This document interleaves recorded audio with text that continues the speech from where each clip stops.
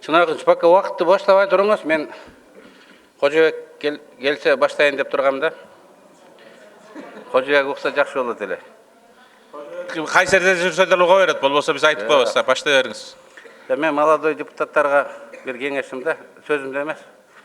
Мен ар дайым сүйлөгөндө опорные точки деп мектепте эме бар. Караймын бияк көзүм кыр менен. Бабаны кандай реакция кылып атат. Буякты карайм. Кожобек кандай реакция кылып атат. Тиги жакты карайм. Чолпон айым кандай реакция кылып атат. Эгер одобрение кетип аткан болсо, ар үч түрдүү адамда одобрение кетип аткан болсо, туура жолдо кетип атасың. Эгер одобрение жок болсо, акырындай токтотуш керек да.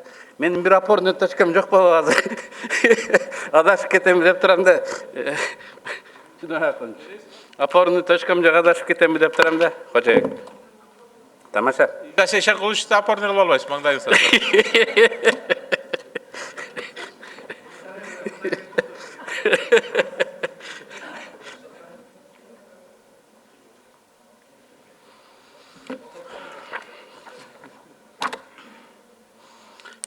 Урматтуу депутаттар, мындай бир чечилбеген табышмак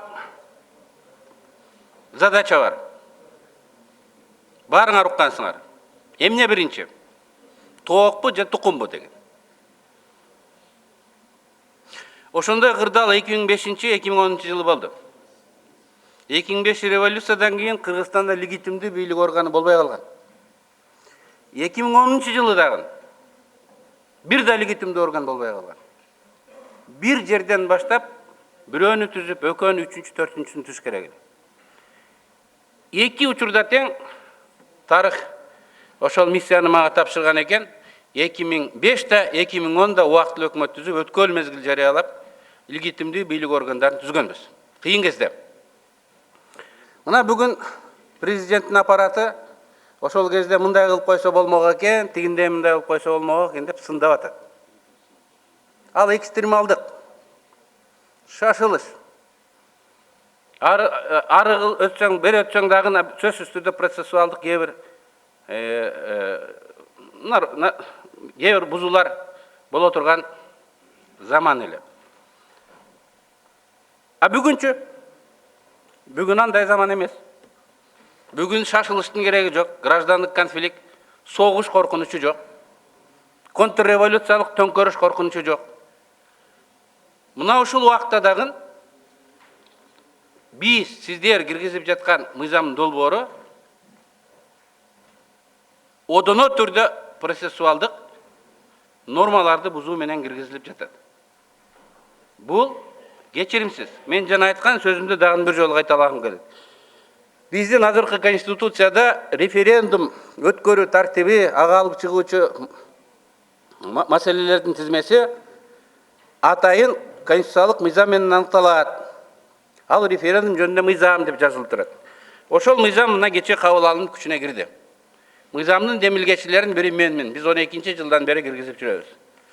Ошол жерде 12-статьянын 3-пунктуна Кыргыз Республикасынын конституциясына өзгөртүүлөрдү киргизүү боюнча референдум дайындоо жөнүндө мыйзам долбоору, Жогорку Кеңешке мыйзам долбоору келип түшкөн күндөн тартып 1 айдан эрте эмес жана 3 айдан кеч эмес мөөнөттө депутаттардын жалпы санынын 3-төн 2-синен кем эмес көпчүлүк добуш менен кабыл алынат деп турат.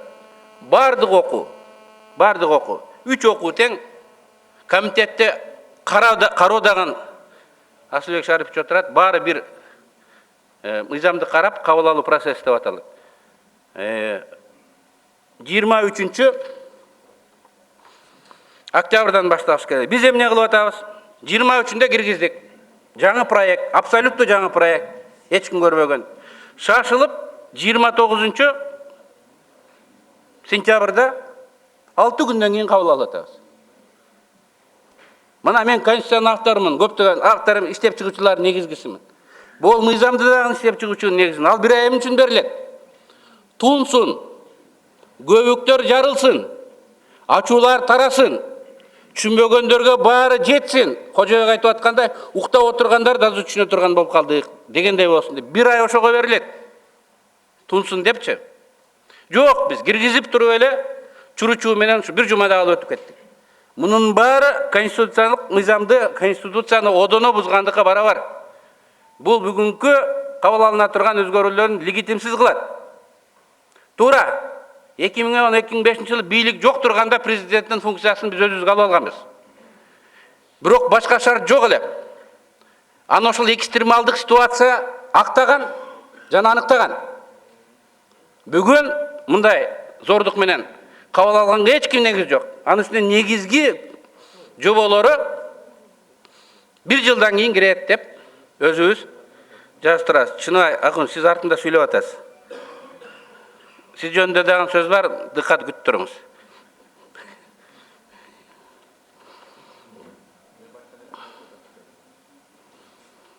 Эмне үчүн мындай тобокелге барып жатабыз? Кандай максат? Кандай тарыхый кырдаал?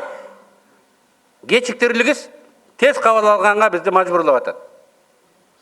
Мындан туп-туура 1 жыл мурун ушул залда Алмаз Атамбаев келип сүйлөгөн. Бизди мандат менен куттуктап туруп, анан адатынча бир порция сынды дагы бул составга айткан. Ошондо бул жакты карап туруп айткан. Максим Бакиевдин достору бар. Акчаны жакшы көрөт. Элди сатып алып, эртең президент болуп калса эмне болот? Менден башка президент бул чоң укуктарды өзүнүн пайдасына пайдаланат. Кыргыз элинин шору. Мен президенттин полномочиясын азайтам деген.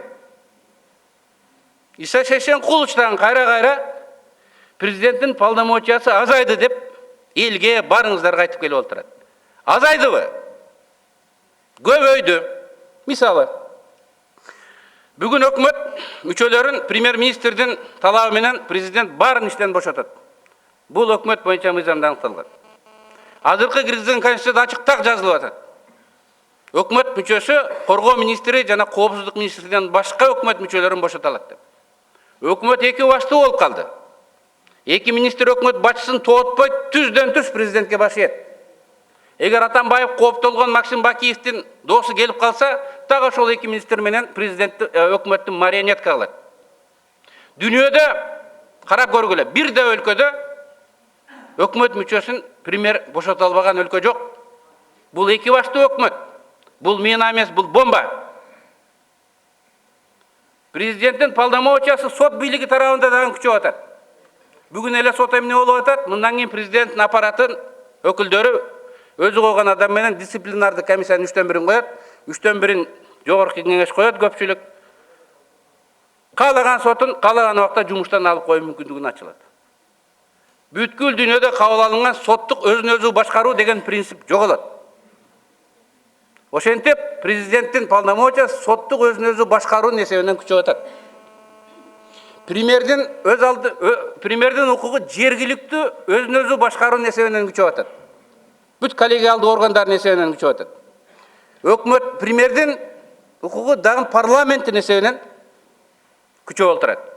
Бул жеке адамдарды биз коллегиалдык органдардын эсебинен да көбөйтүп отурабыз. Бул туура эмес. Мен эскертүү жөнүндө айтып койгум келет. Чыныбай Акунч, эсиңизде болсо керек. Ушул залда биз Төрага Келдибековду алайлык деп калдык. Аягынан, биягынан эсептесек да 80 добушка жеткире албайбыз. Хоккейдин тренерлери перерыв алгандай биз да танапис алабыз, ата журт ал бурчта жыйналат, биз ал бурчта жыйналабыз, эсептейбиз. Эч кимиздин эсебибиз дал келбей турат. Риск бар. Анан эмне кылдык? СДПК фракциясы коалицияны таратты. Бир гана сыйкырдуу сөз айттык. Кийинки коалицияга киребиз дегендер Келдибековду колдобогула дедик. Ата журттун жарымы бизге өтүп кетти. Кийинки коалицияга киребиз, бийликте калабыз деп. Ошентип Келдибеков кетти. Бирок ата журт оппозицияда калды. Кийин таламайга түштү. Бүгүн дагы ошол технологияны, үзүлбөгөн үмүттөр технологиясы пайдаланып жатат. Коалицияны декабрдан кийин таратсак да болмок.